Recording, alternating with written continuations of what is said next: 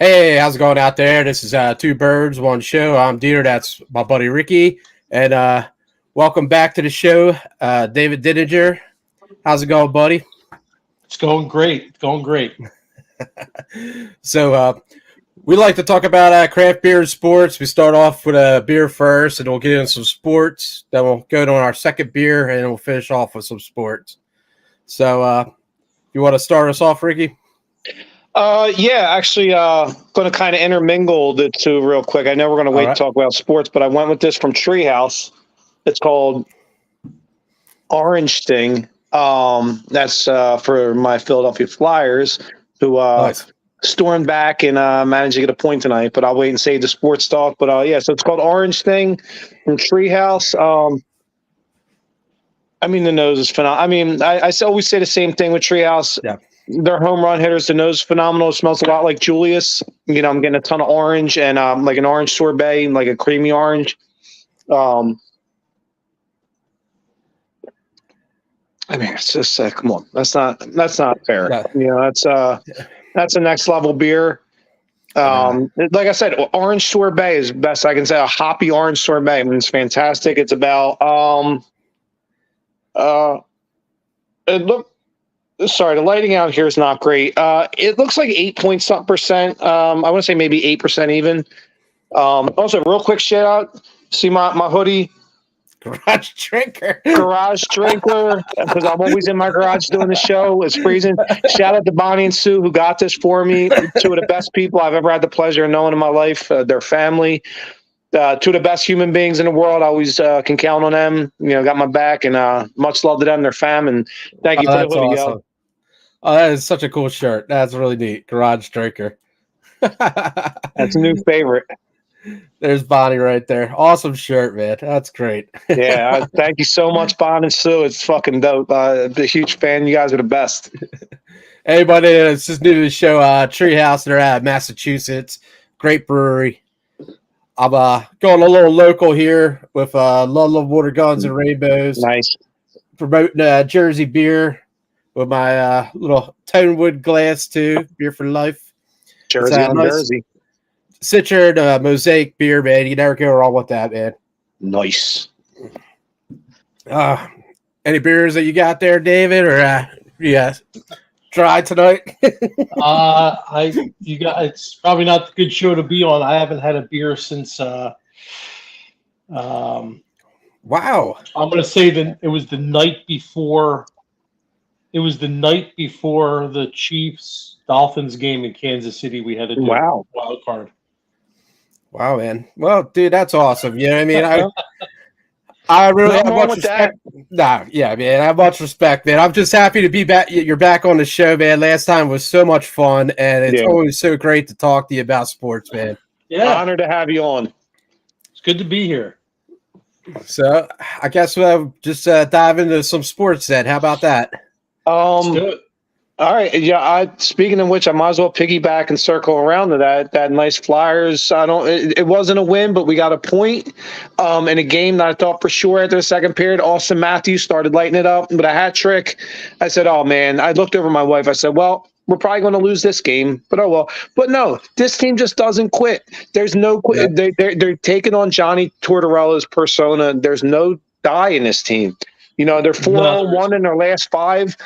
This team's just playing good hockey. They're just team hockey. And you're talking about you're without Tyson Forster, your right winger who's up for the Selke Trophy, and Rasmus Ristolainen, one of our better defensemen. Both guys are going to miss time, and they just keep on winning. This team just fights. Tortorella won't let them give up. That's the best part. No, they're the hardest working team. Flyers team I've seen in a really long time. Amen.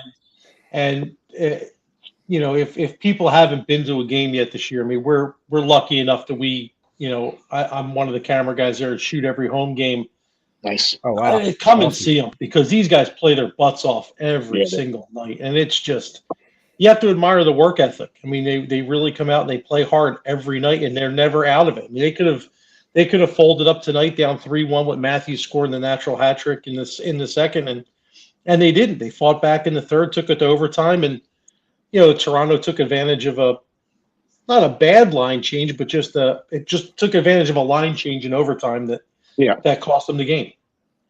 And you're right on. I gotta agree. This team just they don't quit. You can't count this team out. You just can't. I'm going to ask you, Dave. You said you do only home game. Are you going to be at the Saturday game, the stadium series, the outdoor games at MetLife? Yeah, against Jersey. Yeah, nice. I'm going as a fan. Even better. Nice. Even better. Me and my youngest daughter are going up, and we're gonna have a great time. Oh, that's awesome. Man. But yeah, but the game tonight, they had the power play and Flyers scored on them, right? Like we were down a player, we still be able to score tonight. Like you mean a shorthanded goal, DeeTer? Yeah. That's not a power play. Well, Toronto had that. I'm kidding, but no, it's like our power play. I feel like we're so good on the penalty kill anymore. I'd almost rather be on the penalty kill. It's weird. I'm just having fun. We did. It's a great. They lead the league in penalty in shorthanded goals, and then they score on the power play late with Konechny tying it up. Like I said, I can't speak highly enough of this team. They're a good bunch of guys. And they really do work their tails off, and it's really they take more of the Philadelphia persona than the other team that plays in that building. Truth. I'll leave it at that. Yes. Well, they won against a lot of big teams. It was nice to see them win against Seattle, the old Flyers coach there, right? So it was Hackstall. Yeah. So that was pretty cool. Good point. I feel like I jinxed them today because I wrote on the subject of this show, Flyers 4 games, streak winning, and then lose tonight. But like you said, at least we got a point, So they're tied for second in the Metro. Yeah. So that's awesome. And shout out to Coots. Shout out to Coots being named the 20th captain in Flyers history, and TK and Lawton with the alternate captains. Coots, well deserved, man. I think he fits perfectly into that role. Yeah. That was a good choice. I would say it was either him or TK getting that, and I think they made the right choice. Well, let's want to move on to something else. You want to go on to the Phillies starting up? Whatever you want, DeeTer. You are the producer, sir. I will follow the lead. So the pitchers and catchers, right? They're down in spring training now, and I think everybody's going to be down there on the 19th or something like that. I think so. Now, do you feel like we made enough good moves in the off season, or? I hope so. I still have a sneaky suspicion Dombrowski's going to make it. Whether it be Bellinger or maybe Montgomery, I don't know. Maybe I'm wishful thinking, but I feel like there's something up his sleeve. I don't know. Who was that?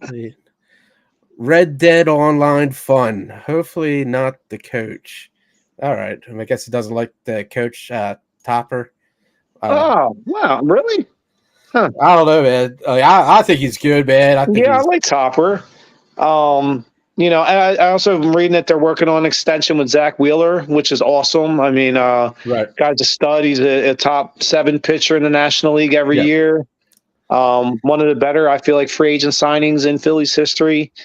It looks like Brandon Marsh is on pace to be back and ready for opening day, which is a bright spot.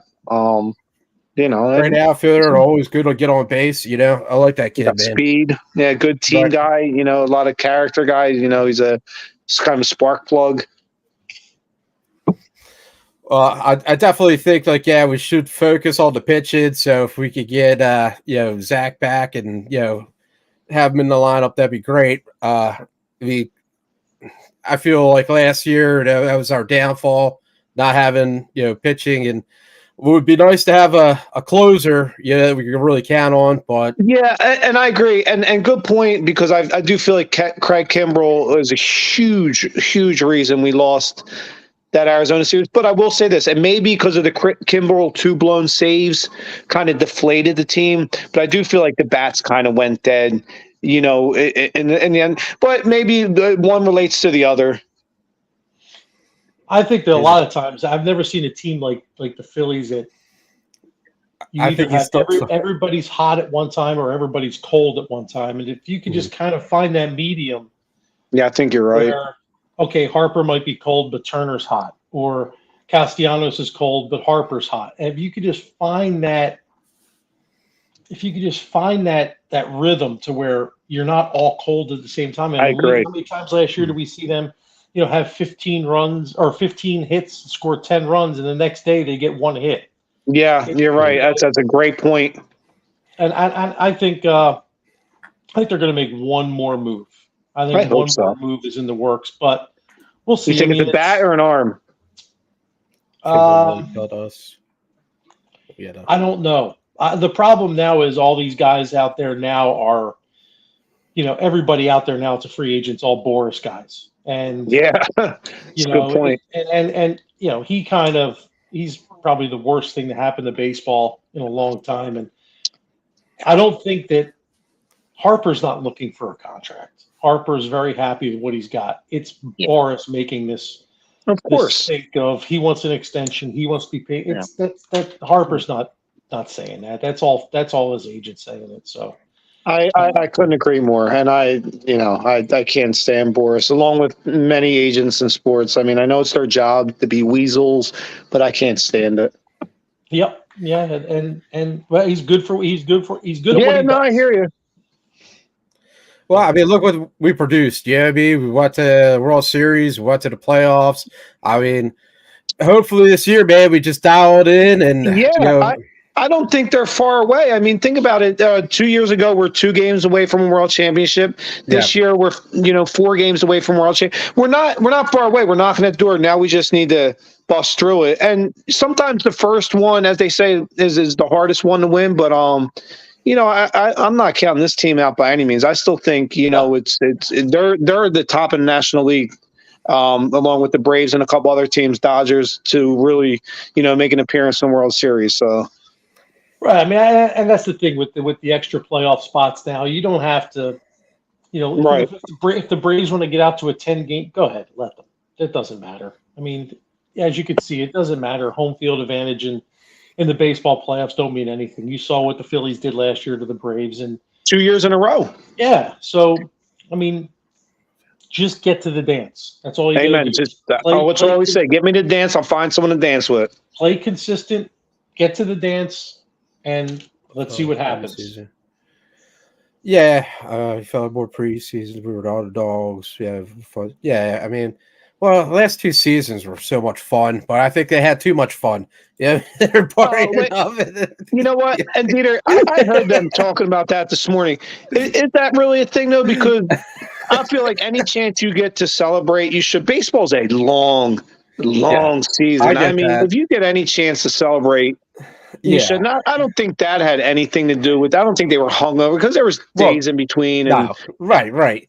And you have to do that nowadays with the media on you. You know what I mean? You have to show like they're so happy to get that next spot or whatever. Because if not, you're just a dead team. You know what I mean? There's I like the celebration. You have to, you have to get it builds camaraderie, the fan base into it. You know what I mean? Yeah. Rally the fans and everything. It really, I joke saying like maybe they partied a little bit too much, but dude, you have to do that. You have to rally the fans. Get behind them. And shout out to. I'm all for it. I'm all for. Me too. Celebrate whenever you can in life. Whenever. No. Hold on. I'm all for when you clinch. When you clinch the National League East in the regular season. Okay, right. Pop the corks. I'm all for when you win the National League. When you win the NLCS. Okay, you're the champions and you're going to the World Series. Okay, it's locker room celebration, and of course the World Series. I'm not all for, we won the wild card round. Let's go, spray each other with beer. We won the divisional series. Let's go spray each other with beer. So celebrate 3 out of 4 rounds. Yeah, but the problem is all these celebrations. You see them put the banners up in the room. They're all sponsored by Budweiser and I hear you. Have to. I guess you have to.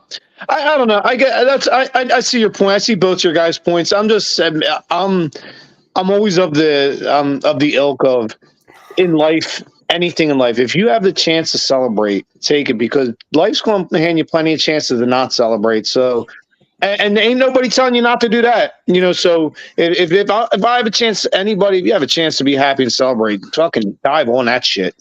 But I guess I hear you. you Teach your play own. for the Pirates, I guess, and never celebrate. Yeah, that's true. And imagine, how bad they want to celebrate. They're probably like, they're probably watching the Phillies like, oh, I wish. Shout out to Pittsburgh Bill, by the way. I know he's a huge Pirates fan. Watched our show. They suck, Bill, probably, but I'm just kidding. They'll probably be all right this year. So, during the college football season, you still doing the cameraman for Notre Dame? Yes. Nice. Yes. Did the Notre Dame season. Was still on. Did every Thursday night game on Amazon Prime. Did a couple Sunday night games, and then we did the wild card playoff game in Kansas City. That the game where it was -7 with the -27 wind chill. We did that game. Dude, how hard is that as a cameraman to be out in that? I mean, are you stacked, layered? Like, how do you not fucking freeze to death? I had everything I had. I had everything I possibly could wear. I was wearing. Yeah, and I was fine. If you're prepared for it, you're good. I was okay. I had around here where this was the only thing that wasn't covered because I had ski goggles on, but the condensation got inside of it and froze. Oh my god! So I had to pick them up and put them on top of my ski hat. So the only thing that was exposed was my eyes and my nose and the top part of my mouth. And I have pictures with icicles on my eyelashes. Shit, man! It was cold. It was cold, but it wasn't the coldest I'd ever been. Really? I did that game. I did the game a couple years ago before Minnesota had their new stadium. When they were still playing in the college stadium, they played the Seahawks in a playoff game outside in Minnesota, and it was the high that day was like -4, and it got down to about -7. But it was a day game, so the sun was out, and I was on the concourse where there was a constant breeze. So I didn't have the gear that I have now. This time I had 2 pairs of leggings on with a pair of snow pants with a Carhartt over it, with snow boots, with electric socks, with heated vests, and Jesus, man. Heating pads around my controllers and my camera where I had my hands. I did do the game barehanded, but only because my hands were on top of my controllers that were wrapped with heated blankets. Oh my god! Shout out to you, dude. That's. It was cold, man. But it was cold. Oh, real quick. You said you do the Notre Dame games. Yeah. Did you see the other day the Eagles sign Julian Aquara, the outside linebacker, was with Notre Dame. He was drafted by the Lions. We just not a huge move, but he's kind of a pass rushing outside linebacker. I don't know if you remember ever doing any of his games. No, that doesn't sound familiar. But you have to.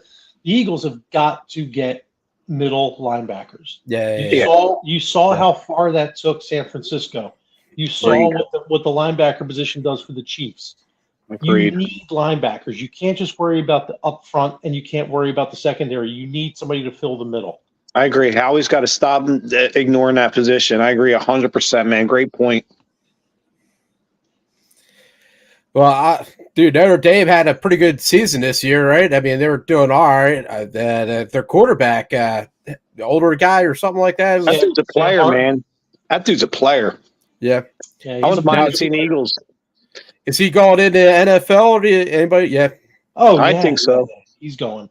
I wouldn't mind seeing the Eagles snagging him. They talked to him. They talked to him on the at the Senior Bowl. Kind of a stash guy. He was a good player, but the problem with Notre Dame is, all these teams now with the NIL deals and paying players to come. Yeah.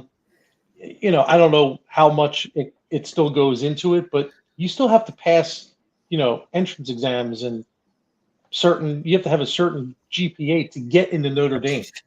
So at that point, you can't keep up with the Alabamas, the LSUs, and the Georgias who are letting anybody walk in the door that can throw a football. Great point. And you know what, Dave? I feel like that's killed Notre Dame for the last 35 years. I mean, it is such a prestigious school, but you're right. They still hold their players as standards. They're not letting in just a bunch of boneheads that are really good. You know, we'll have somebody pass your class. You actually got to have, you know, a legit, you know, GPA to play on that team. Like, they're not just pushing guys through. And no offense to Alabama or whoever, they're all great programs, but it's or Miami or whoever. But a lot of these guys, you know, those motherfuckers aren't going to class.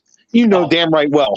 But we also know they're going to be first or second round picks, and they're going to bring in money for the school. But I think it hurt Notre Dame. Watch an interview with Kadarius Toney. What does that say for the English department at the University of Florida? So, you know, these guys that get pushed through, I understand that. I mean, they're there to play football. That's their job. You know, and it's you could see it when they're done. You know, when some of these guys are done their junior year, they leave school and they go to get ready for the combine. Yeah. Don't they have a semester at school left still to go through? But that's why they're there. Great point. That's why they're there. They're there to play football. Yep. So, hey, listen, if I had that ability and I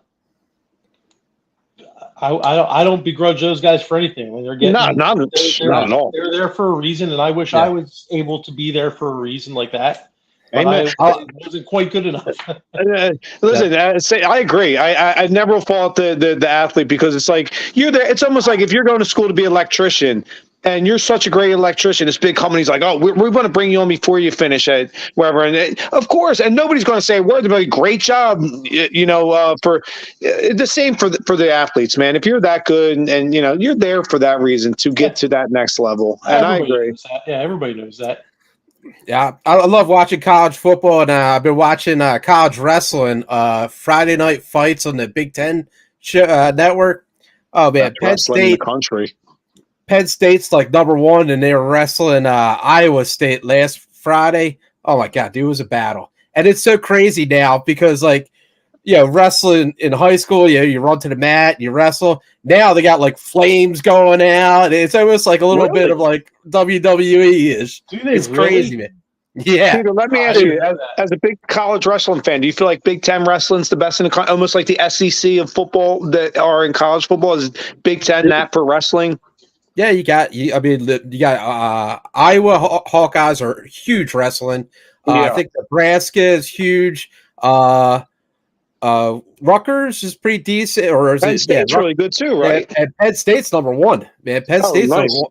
Shout out to them.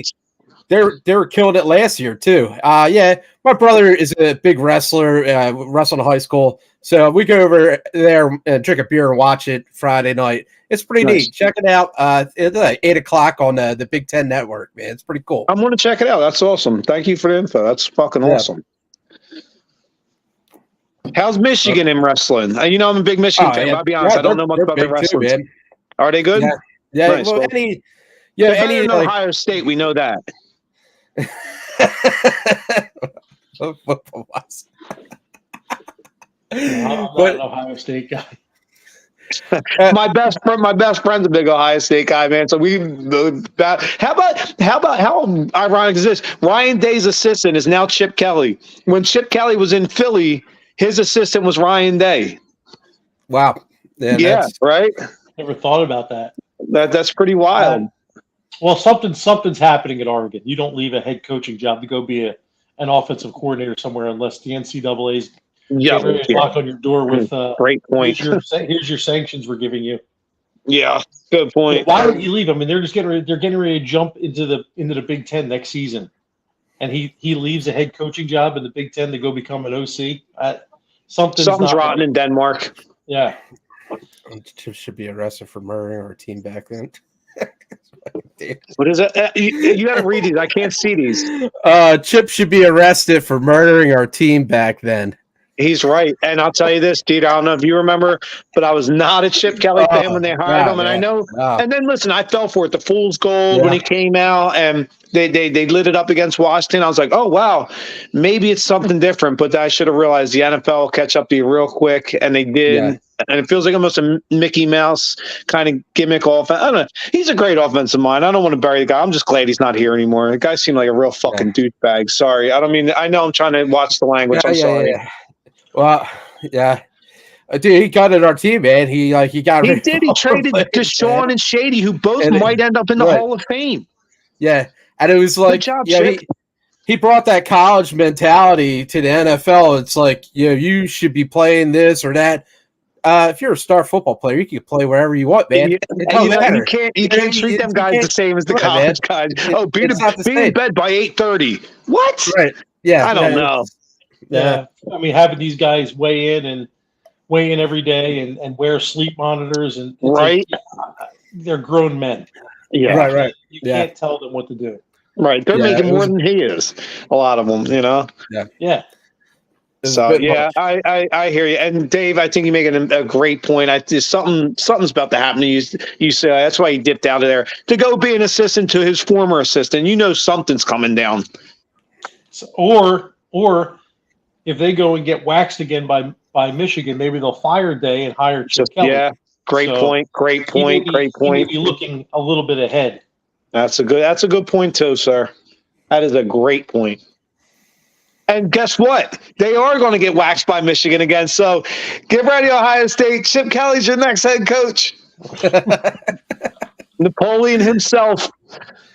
How do you feel like what's Harbaugh going to be in the Chargers, man? You think he's great? He's done great everywhere he goes.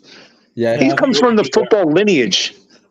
But wasn't he up in the NFL before? He didn't do so well? And he took the 49ers to the Super Bowl and damn near beat his brother if the fucking lights didn't go out. I think that threw the whole game asunder. Yeah, that was in New Orleans. Yeah.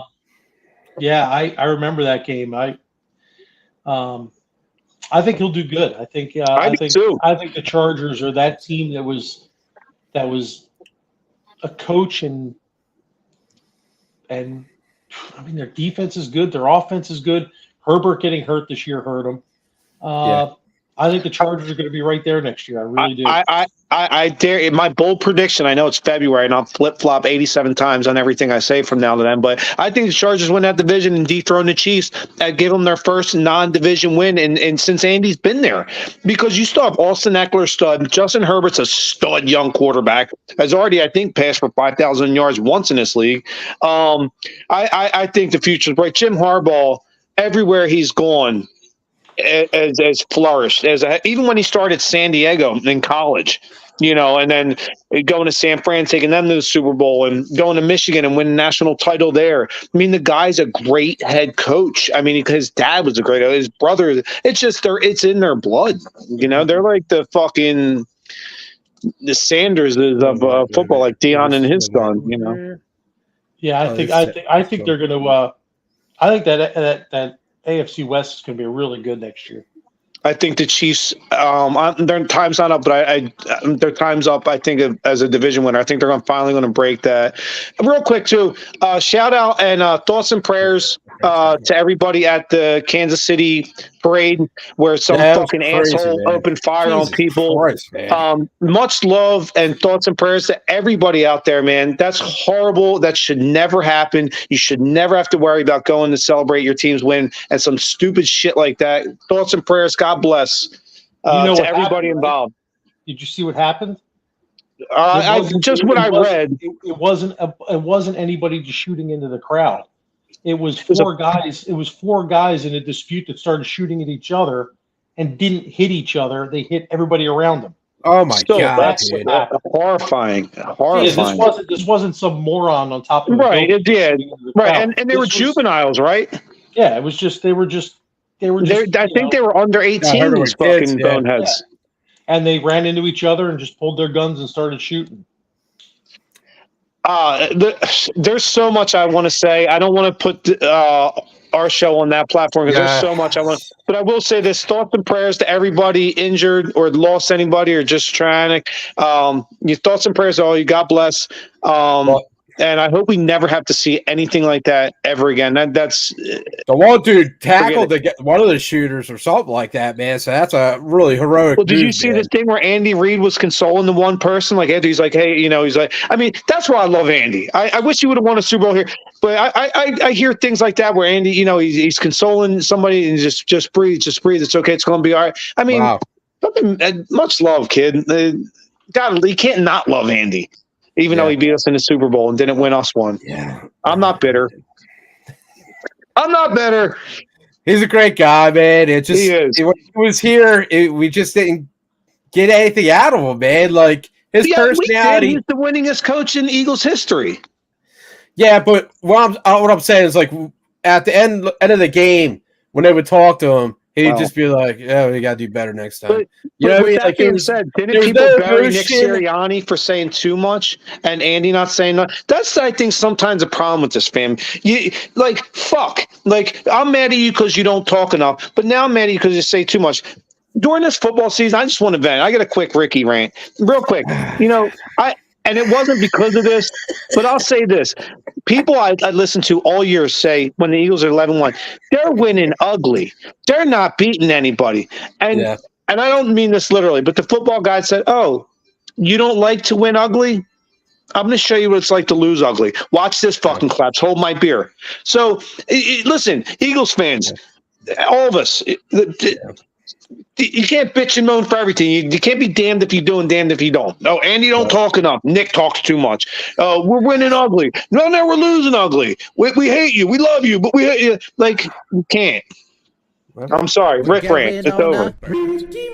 We're going on a We're going on a There you go. There's the Ricky rant for this. Yeah, I'm backed up. No, I'm just kidding. A win's a win to me. Amen. Yeah. Amen. When we're sitting 11-1, I'm hearing all these people bitching. I'm like, I love it. We're 11-1 after a Super Bowl year. It was so bad this season. Like, oh man, we should have lost that game, or I don't know how we won this game. No, but DeeTer, not all of us were like that, though. I was the one over here telling everybody, quit your fucking bitching. The football, they're going to hear you. They're going to hear you. Be happy with what you got. There's not a PW or a UW, a pretty win or a ugly win. Listen, it's just a win, man. Shout out to my boy Craig. He was in the bar earlier. We're rapping. All wins are beautiful. I've never seen an ugly win. I don't know what an ugly win is. I don't. Because every time a win happens, I feel so great. And I think, wow, I'm glad I don't feel that other way. Yeah. So wins are all in life and in sports. All wins are great. There's no bad wins. Yeah. This season was so bad with that, though, man. Everybody was complaining. Like, but not everybody. Not everybody. Go back and watch all. I wasn't. I was telling everybody, be happy. At least we're not the fucking whoever you want to name this a bad team. I can't think right now. But I know. Oh man, I don't know. Listen, I don't know what happened at the end, though, man. It was just so bad, dude. Just how it fell apart, was the football universe saying, you guys don't like your ugly wins. I'm going to give you some ugly losses to close your year out. So you can see which one you like better. So when next year comes, when we're sitting there at 10-4, but we barely won, you'd be like, oh, I love this season. Now, do you think switching the defense coordinator? Do you think that had a big? Yes, both moves. That was a best move they made. Listen, I love both moves, and you'll see once we're a few games in, 5 games in, 8 games in, you're gonna be like, yep, I see the difference. Because everybody wanted to bury Nick, and I get it. When you're the head coach, you get all the praise and all the blame. Nick's a great leader, and Jason Kelce said, this is the best coach I ever played for, and he played under Andy. No, I'm saying last season when we switched mid-season to coordinators. Well, that was a panic move. That you should have never done it. Just let the side ride it out and fire him at the end of the year. But look, it is what it is. You know, it was a panic move. It really was. And I think they kind of fessed up in the postseason or after season press conference.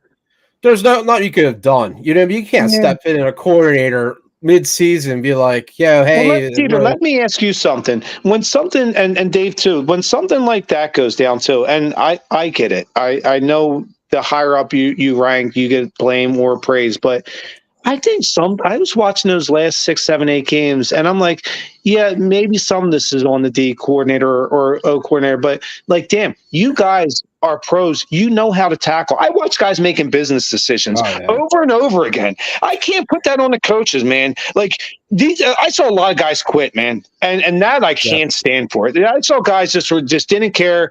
I don't want to start naming names, but I watch you Olay. So many you guys know how to tackle. You at the highest level. You learn that in midgets.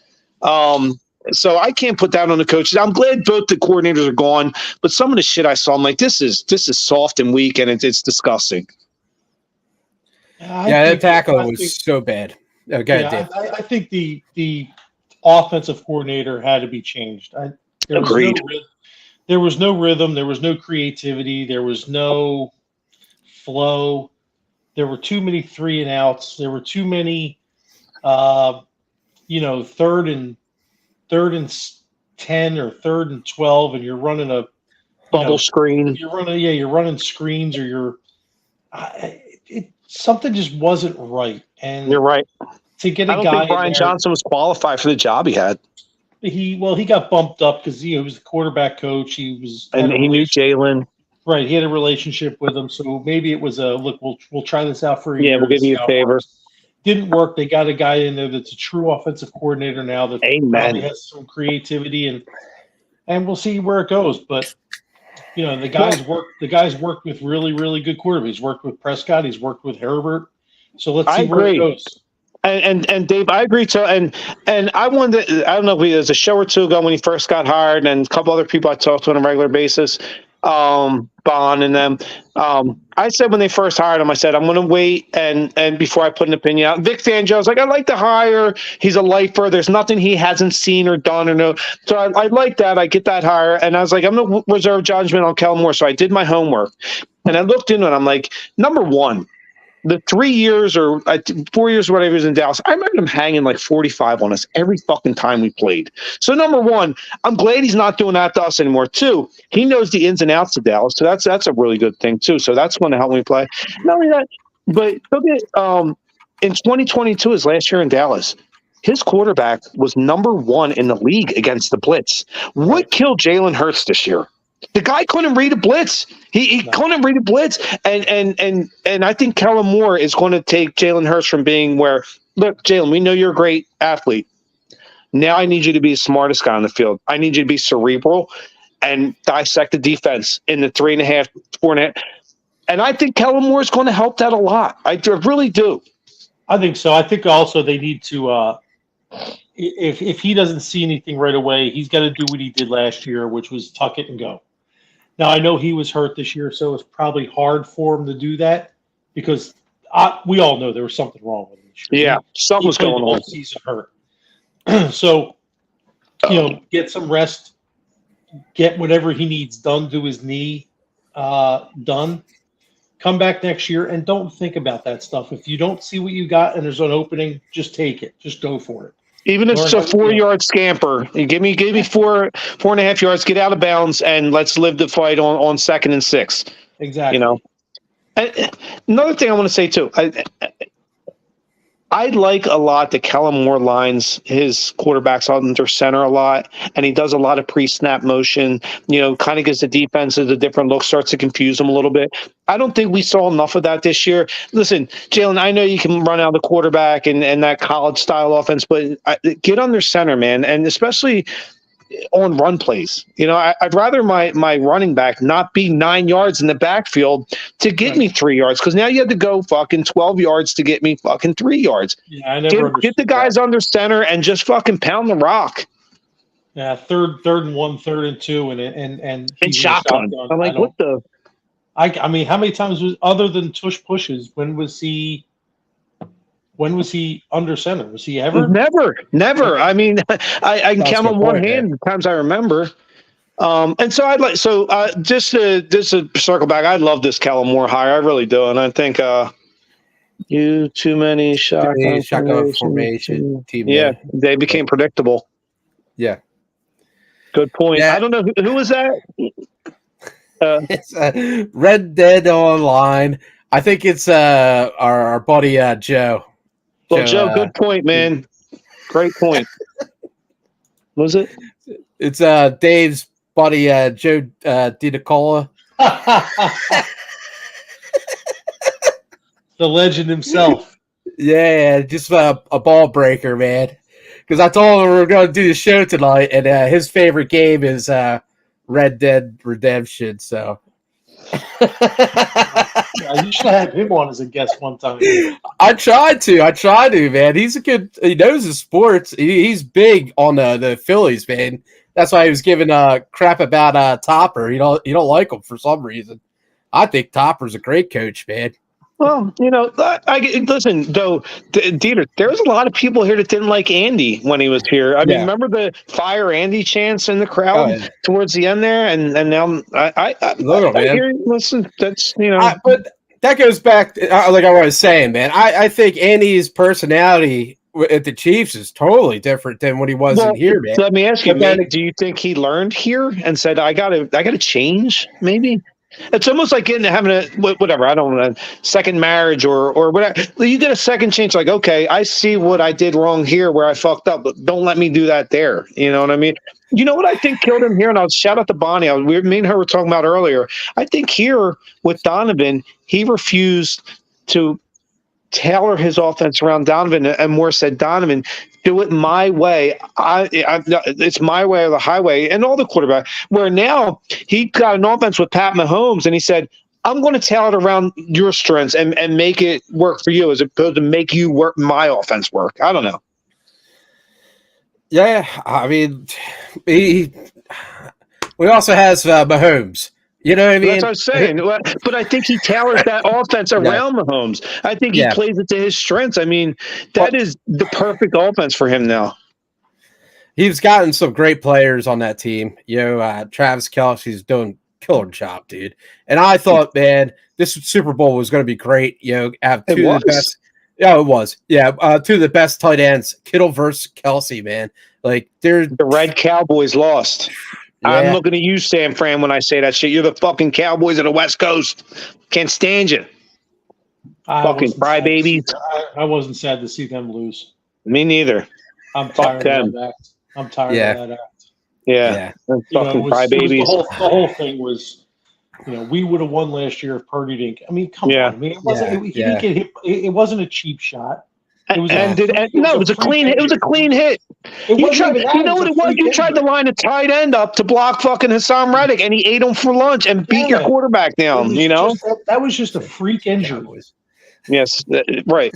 And I'm going to say this: did anybody look at Jalen Hurts' numbers in the Super Bowl last year compared to Brock Purdy, the new Golden Boy League's numbers in the Super Bowl? People need to stop burying Hurts. Hurts had one of the greatest Super Bowls of all time. No, it goes down statistically as the best. Yeah. Now, Jeff made a point earlier about the Niners firing their defensive coordinator. Yeah, Steve Wilkes. That's crazy. How do you go to the Super Bowl? That's what happens. Look, we lost. We fired both of ours. Somebody's got to pay. That guy should not have been fired. Right? No, he shouldn't. And he'll get a job right away. I thought the whole game, man. No openings. But somebody's going to take him on their staff. Maybe he doesn't get into DC, but he ain't going to be jobless for long. No. He'll end up on a staff as a senior advisor or something to that consultant, defensive consultant. Yes. Nah, I thought he was doing a great job putting pressure on Mahomes, man. Like his jersey was all greened up. It looked like they were getting him, but then when it came overtime, they're playing more of a prevent. You know what I mean? They weren't putting pressure on them, which was working. It was a totally flip. And I don't know why Ray Rhodes had one of the greatest lines ever. He said, 2 things in this league will get you fired: potential and a prevent defense. That's the truth. I hate the prevent defense, dude. I fucking hate it. I could not believe they were doing that in the overtime, man. Actually, I think Joe came up with this. Joe used to tell me the prevent defense prevents you from winning. Yup. Yeah. Yup. Yeah, I mean, you got to put pressure on, especially Mahomes. I know he could, scamper, get past some of the – but he has to. It was working. Yeah, right. That's it right there, man. You got to stick with what was working.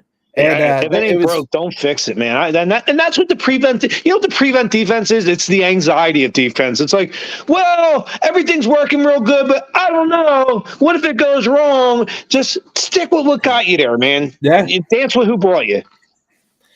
And the whole confusion of what the overtime rules were, like that was crazy. I'm just glad San Fran was confused by fucking you guys. What the hell? You lost. I'm glad they lost. Why would you take the ball first? And then why would you kick a field goal, man? You're right there, dude. You got to go for it. If you're San Francisco, I mean, going back to them firing Wilkes, I mean, you look at the season that they had, getting to the point where they had, and they were a couple plays away from winning the Super Bowl. I just know, you know what? I'm rolling with the same crew next year. That's where I'm with the Phillies right now. That's where I'm with the Phillies right now. Yes, I agree, Dave. That's where, listen, I know we didn't get there, but you're really close. Don't shred the whole paper that you wrote the formula on. You're really close. Yeah. Dave, I want to ask something real quick. What was your thoughts on the Travis Kelce, Andy Reid interaction on the sideline? I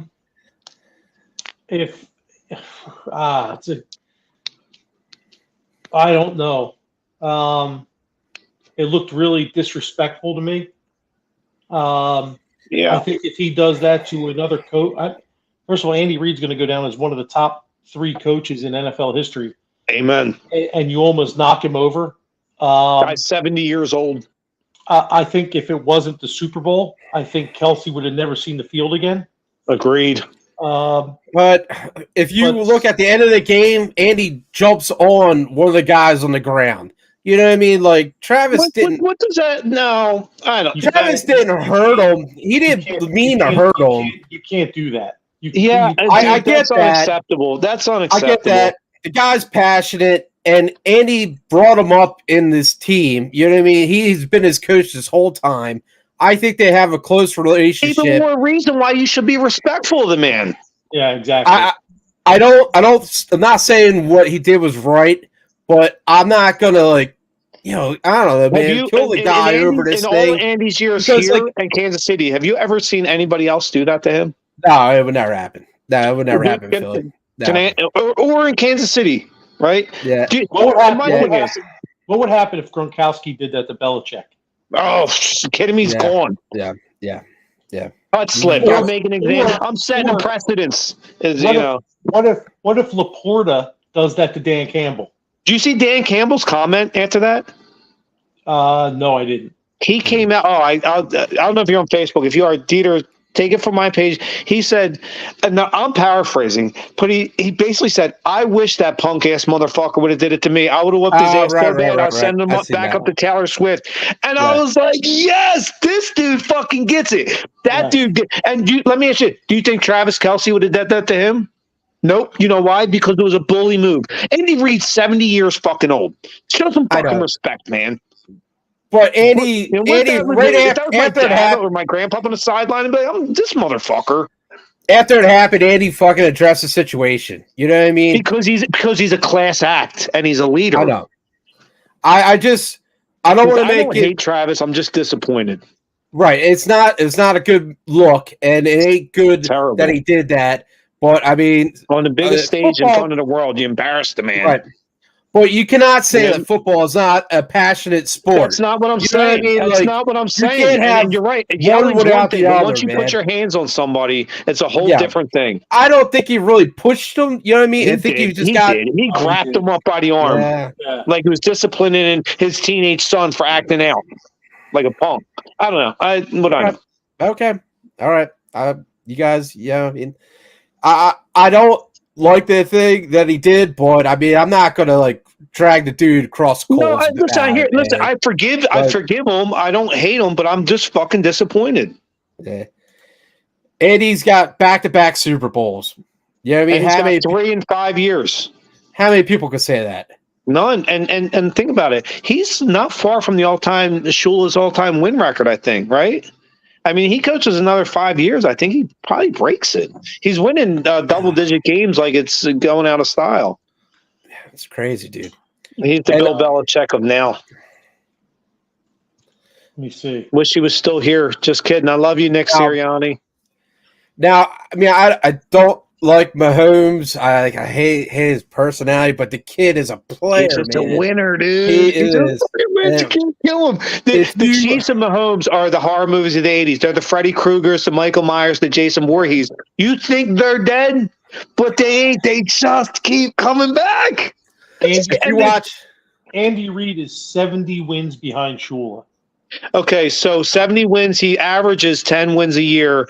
He's averaging, I think, 12, right? So I think if he coaches 6 more, maybe 7, I think he's got a shot. Where's Belichick at? Belichick's got to be ahead of Andy, right? Belichick is 16 behind Hallis, and he's 26 behind Shula. Okay, so I think Andy has a shot. Now, I think a lot of that will depend on the health of Mahomes and Kelsey and some of their big guys. Well, put it this way. You say he needs 70 wins. How good of a coach is Sean McVay? I think he's a really good coach. How many wins do you think Sean McVay has? All right, let me ask you, how many years has he been in? 5? 2017. Okay, so 7 years. 7. 7 years. I'm going to say he's probably around 60 wins, 65. He's got 70. 70? So he basically needs as many wins as McVay has since he started his career to catch Shula. Okay, I could definitely see that. Because right now, I mean, what's KC winning on average in the last 5 years? 13 games a year in the regular season? Even on the 16-game schedule, I think they were winning 12 or 13 a year. I don't think Reed's going to be around that long. No? What's he, 65? He's 65. He'll be 66 next month. So how old was Carroll this year when he just left? Pete Carroll? Yeah. That's a good question. Hold on, I got it right here. But he didn't want to leave. You know what I mean? He still wanted to coach. Pete Carroll's 72. Okay, so he's 72. I put Andy kind of on his trajectory. That's right around there. And if he gets close, that KC's going to just keep him around till he gets there. Just so they also get that kind of banner up in their fucking showcase. It's going to be tough, man. Another 5 years and 12 wins. 6 years and 12 wins. That's tough, man. Yeah, but like I said, if he gets close, Kansas City as the organization is going to say to him, hey, we're going to keep you around. Because, listen, that's going to also reflect well on them and put in their trophy case. And don't think that, that's a thing. And that anything that's going to kind of create more atmosphere or money for your organization, they'll probably do. So a little beer break. My second beer is a Freaky Friday, Top of Goliath and Other Half. I'm a big fan of Top and Goliath. They're out in Idaho? Iowa, Decorah. And then Other Half is New York, man. Such a great beer, man. What's your second beer you got there, Ricky? So DeeTer, I got a Juice Project from Treehouse, Citra. I am, in fact, a Citra hop whore. Nice. It's like Citra was like the hop that fucking popped my cherry, dude. It was took my V card. I love Citra hops. I know I love Galaxy and the New Zealand hops now, but Citra was the first, and always love Citra. And this beer is fucking next level, nice. Dude. Look at this. Oh, it's beautiful, man. Oh, by the way, that beer you're drinking right now, shout out to Raj. He's holding 2 cans for me that I'm going to pick up tomorrow. I can't wait to try it. Phenomenal. Did you get a Bobcat? Yeah, I got a Bobcat, and it's broccoli from Other Half's recipe, but Top and Goliath is brewing it. And I love Top and Goliath, man. It's the Freaky Friday edition, right? Yep. Nice. So good. I just looked in the fridge. I have a Modelo in there. Nice. I think it's left over from a party we had over the summer. Oh, shit. Oh, man. I was so happy to have you on the show, Dave. Man. Dude, I was so glad that you were coming on. DeeTer told me, and what was my text? I was like, Dave is a cool dude, man. I was like, this is, good shit. Well, thanks. Real quick, we didn't really quick talk. I just want to throw this in because if the show ends up ending, but we didn't talk a lot of 76ers. But I do want to bring up the fact hop on. Getting Buddy Hield. I think the Sixers quietly of the people available in the trade deadline won. I think he was the best player to get traded, and the guy does more than I thought. He was just a 3-point shooter. This guy does a little everything. I saw him running the floor and driving the lane. That guy's a player, man. He said 34 3-pointers he's attempted in 3.5 games, and he made 17 of them. It's 50% shoot. I mean, last night was a heartbreak. They should have beat Miami, but whatever. You had a huge win in Cleveland, who was the hottest team in the league, and winning 9 in a row. That was one of the funnest games I've watched in a long time. And that's a character. That's a confidence win. That brings and Lowry's going to be here after All-Star break. This team isn't far away. I know it seems bad right now. We've lost like 8 out of 10, but this team's about to come around, and I think they're going to make some noise now and when Embiid gets back. Well, you have to worry about Embiid when he gets back because I always worry about. He's not going to be in any kind of shape. It's not like he hurt his shoulder where he could still rehab and run and all that. I mean, it was a knee. Yeah, it was a knee. It's a great point. So I've got tons of friends that are Sixers fans. The thing that worries me about him is when you think about it, if say they bring him back with 5 games left in the regular season and he plays 3 of them, then let's just say they make it to the NBA Finals and every series that they play up to that point is 6 games. When was the last time you saw Joel Embiid play 24 consecutive games? It's rare. I mean, it's a great point you make. I can't fight that point a little bit. And I wish it wasn't that way. I really do. It's just it's freak injuries that take him out. I know. He gets kneed in the face by his own guy. Breaks his fucking orbital bone and shit. Dude had the mask on for a while. Yeah, holy shit, man! It's crazy. The guy's got the worst luck. But his knee was bothering him right before this injury, so this is like a different injury than what was bothering him. No, it's the same. No, it's the same thing. Is it? Yeah, okay. It's the meniscus, and to be honest with you, with some players, now maybe not 7'2", 350-pound guys. Some players, this is not a very long injury. This is not like, oh my God, it's a career ender. I mean, a lot of players will come back a lot quicker than this. Now I get it. He's 7'2", 300 whatever pounds, and I get it. Take your time. My big thing, though, that I want to see right now, that I think would be almost a catapult for this team is while he is out. Once you get Kyle Lowry and Buddy Hield and Tyrese Maxey and some of these guys playing and get a gel to it and really get rolling and learn how to win and win consistently with that team, which they can, then I think if you start rolling like that and then all of a sudden you're like, hey, here's Embiid too. Is that almost like a Walt Frazier, New York Knicks, Madison Square Garden coming out like, hey, wow, we learned how to win without him, and now we got him too. Could it be something that makes the snowball grow big and ride you through the finals? I mean, they can win without him. They got a talented team. I watched that game in Cleveland the other night, and then that night that Cleveland was playing the best basketball in the league that night. And the Sixers went in there undermanned, not just by Embiid. You had no Tobias Harris, no Robert Covington, no Nico Batum. I mean, and they went in undermanned and played a fucking. You know what they look like? The Flyers. They're like, you ain't going to beat us. There's just no quit, no lay down and die. Now, if they can start to develop that character and become that, this team's going to become really dangerous. Yeah, that Nurse is the best. He's a great coach in a long time. He's a great coach. I don't know what Lowry's going to bring to you. I think he brings leadership. 37 years old, man. I'm not asking him to be Michael Jordan. I think he brings leadership. This guy's won NBA title. He was at a stud college program, played on a lot of winning teams in the NBA. This guy, I think, brings knowledge and leadership, which for guys like Buddy Hield and Tyrese Maxey is huge. Right. One thing I do like is that he's from Philly and he's coming back to Philly. So hopefully, he has that pride in him that he wants this team to win. Well, the guy is a winner, though. He is a winner. I mean, look everywhere he's been.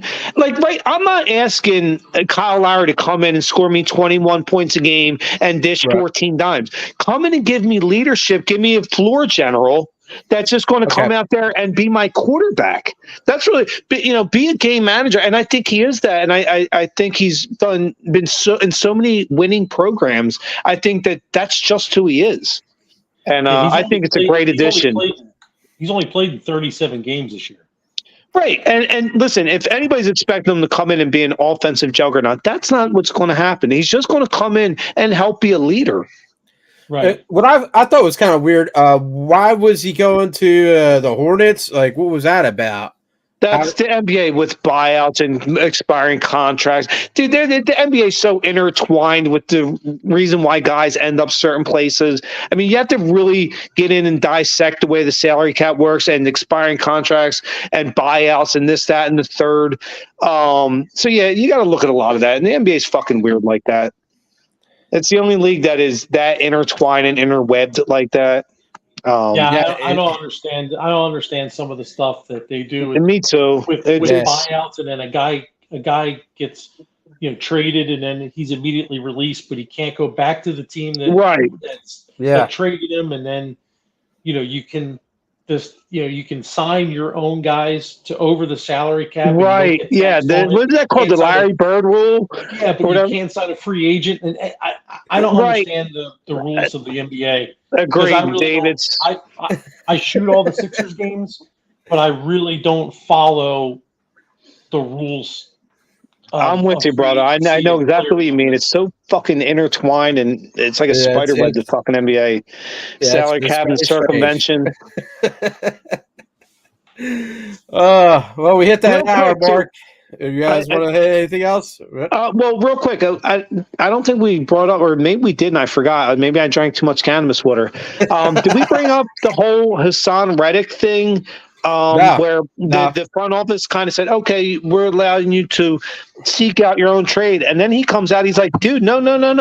I want to play here. I want to stay here. I want to finish my career here. I want an extension. That was kind of weird. I'm like, wow, I think that was Howie kind of putting that shit out there. That just happened yesterday, right? I heard a little bit. Over the last few days, say week or so. So why would they put that out there if the guy didn't put that? Think about it. Follow the money trail. I mean, Howie's probably thinking, well, he's about to hit 30. The top pass rusher in this league, a.k.a. Joey Bosa and Myles Garrett, they're making anywhere between 27 and 30 mil per. Hassan Reddick's about to hit 30. Last year of his deal, we have to re-sign Devontae Smith and give him a new contract. He's going to get 25 per, just like A.J. Brown. So maybe Howie's on the PR and saying, hey, listen, let's get ahead of it and put it out and almost make it look like it's his fault, like he wants out, so the fans will be mad at him. So we're granting you permission to seek a trade. And then Hassan, he was like, no, wait up. Fuck that. No, I'm not looking for a trade.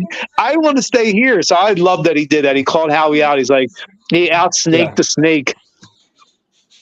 Yeah, that was pretty crazy. So I'll be honest. I hope they bring him back. The guy is a class act, class act in every way, shape, and form. In his community, in the league. I mean, the guy is truly a class act. Howie, stop fucking around and playing all this weird bullshit. Get the kid signed. I know he's 29. You don't like signing 30-year-olds. Figure out a way to get him in here. I know, don't give him 25 to 30, but work it out. The fans love him. He's a team guy. And dude, he gets double-digit sacks every year. Our pass rush fucking sucks besides him. Josh Sweat, I love you, kid, but I need more out of you. You're in the last year of your deal. Brandon Graham, maybe one of my favorite Eagles ever with Kelsey and Dawkins. He's not going to give you much anymore. You have a Sam Wright. He's the only guy that gets to the fucking quarterback. Get this guy signed. We got it, Ricky. We got you, buddy. Anything else you want to talk about, Dave? He covered it. Thank you so much for being on the show, man. I hope to get you back again, man. Awesome time, dude. Thank you. All right. You got it. Thanks, guys. Have a good one. See you, DeeTer. All right. Have a good night, guys. See you.